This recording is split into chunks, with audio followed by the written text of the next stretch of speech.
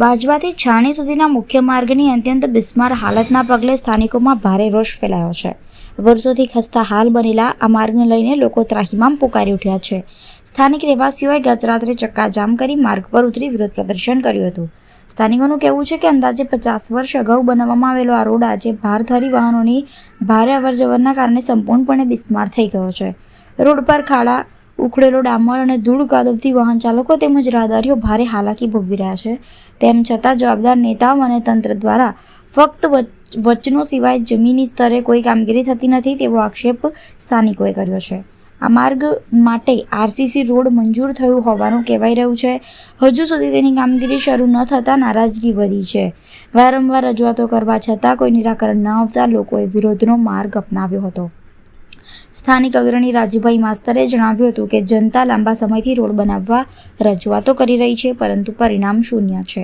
ઉલ્લેખનીય છે કે આ માર્ગનો ઉપયોગ વિદ્યાર્થીઓ, કામદારો અને સ્થાનિક રહેવાસીઓ મોટી સંખ્યામાં કરતા હોય છે, પણ જર્જરિત રસ્તો હોવાથી સમસ્યા ગંભીર બની છે। વિરોધ દરમિયાન મોટી સંખ્યામાં લોકો એકત્રિત થયા હતા અને તંત્ર સામે ઉગ્ર નારાજગી વ્યક્ત કરી છે। સ્થાનિકોએ સ્પષ્ટ ચેતવણી આપી છે કે જો વહેલી તકે રસ્તાની સમસ્યાનો નક્કર ઉકેલ લાવવામાં નહીં આવે તો આવતીકાલથી ચક્કાજામ કરી માર્ગ બંધ કરી દેવામાં આવશે તેવી કડક ચીમકી પણ ઉચ્ચારાઈ છે।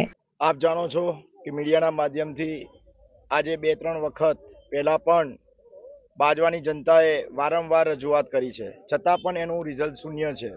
ત્યારે હું આપના માધ્યમથી જણાવવા માગું છું કે જે કંઈ ધારાસભ્ય હોય, સંસદ સભ્ય હોય કે જે કંઈ નેતાઓ છે, વારંવાર ખાલી વચનો જ આપે છે કે થઈ જશે, પાસ થઈ ગયો। એટલે પાસ થઈ ગયો તો પણ ક્યારે? જ્યારે માણસ મરી જશે, અકસ્માત થશે ત્યારે એ લોકો કરવાના છે। માત્ર હું એમને એટલું જ કહેવા માંગુ છું કે કરવાના હોય તો વહેલી તકે કરી નાખે, બાકી 6 મીટરનો જે ડામરનો રોડ પર પાસ થયેલો છે એને બની જવા દે। શા માટે રોડા નાખે છે? હા, તમે લોકો જે આરસીસી નો રોડ બનાવવા માંગો છો એ આરસીસી રોડ બનાવો, પણ પહેલા વૈકલ્પિક વ્યવસ્થા કરો।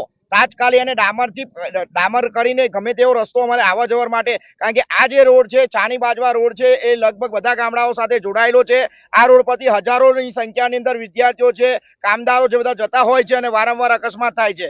જેથી કરીને આવી લોલીપોપ આપવાનું બંધ કરી દે અને વહેલી તકે આનું નિરાકરણ લાવે, નહીં તો આનાથી ચક્કાજામ કરીને કાલથી બિલકુલ રોડ બંધ કરી દેવામાં આવશે। માન્ય ધારાસભ્યશ્રીએ કીધું કે પાસ થઈ ગયું, અમારે વચ્ચે અમારા પ્રિય મિત્ર કાનાજીએ જ કીધું હતું કે આરસીસી રોડ મંજૂર થઈ ગયો છે, પણ મને તો ક્યાંય દેખાતું નથી, કારણ કે 25 તારીખથી કોર્પોરેશન ડિસોલ્વ થવાનું છે અને ઇલેક્શન ડિક્લેર થશે। એટલે ઇલેક્શન થશે એટલે 6 મહિના સુધી આરસીસી રોડ ક્યાંય મને દેખાતો નથી।